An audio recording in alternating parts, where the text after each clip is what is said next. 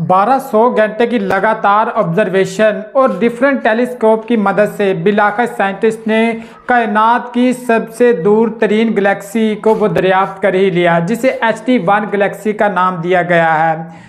Basically इस Galaxy के दरियाफ्त वो इसलिए भी अहमियत की हामिल है क्योंकि इस बारे में ये ख्याल किया जाता है कि शायद इसमें पॉपुलेशन 3 स्टार्स मौजूद हैं। बेसिकली जो पॉपुलेशन ऑफ स्टार्स है, इसी की मदद से हम बिग बैंग और कायनात के आगाज़ से लेकर जो मुख्तलिफ थ्योरीज पाई जाती हैं उनको परख सकते हैं। इसलिए इसकी अहमियत वो दूसरी गैलेक्सीज के मुकाबले में बहुत ज़्यादा है। HD1 गैलेक्सी के सेंटर में भी एक सुपर मैसिव ब्लैक होल मौजूद है जो कि हमारे सूरज से हंड्रेड्स ऑफ मिलियंस टाइम्स वो साइज में बड़ा है।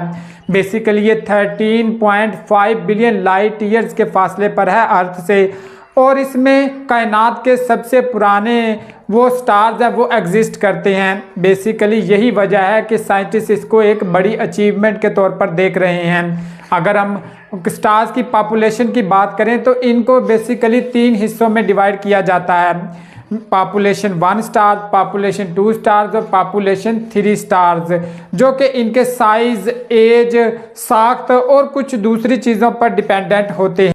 स्टार्स की पॉपुलेशन का आइडिया वो वाल्टर बेड ने वो 1940s में पेश किया। बेसिकली जो पॉपुलेशन 1 स्टार्स हैं वो न्यूली बोर्न स्टार्स होते हैं जो अब से कुछ ही बिलियन साल पहले वो कायनात में मार्ज़े वजूद में आते हैं, और इनकी जो कंपोजिशन है वो हैवी एलिमेंट्स पर मुश्तमिल होती है, जैसा कि आयरन, कार्बन और इस तरह के कुछ दूसरे एलिमेंट्स शामिल हैं। जबकि जो पॉपुलेशन 2 स्टार्स होते हैं वो इनसे थोड़ा सा कुछ ओल्डर स्टार्स होते हैं जो कि अराउंड 10 बिलियंस और इससे रिलेटेड ही कुछ अरसा पहले वो मार्ज़े वजूद में आए होते हैं। इनकी कंपोजिशन में हाइड्रोजन और हीलियम शामिल होता है। जबकि पॉपुलेशन 3 जो स्टार्स हैं वो कायनात के सबसे पुराने स्टार्स होते हैं जो कि बहुत ज़्यादा हैवी होते हैं, और इनकी कंपोजिशन में भी हाइड्रोजन और हीलियम ही मौजूद होता है, जबकि कोई भी मेटल इनकी कंपोजिशन में शामिल नहीं होती।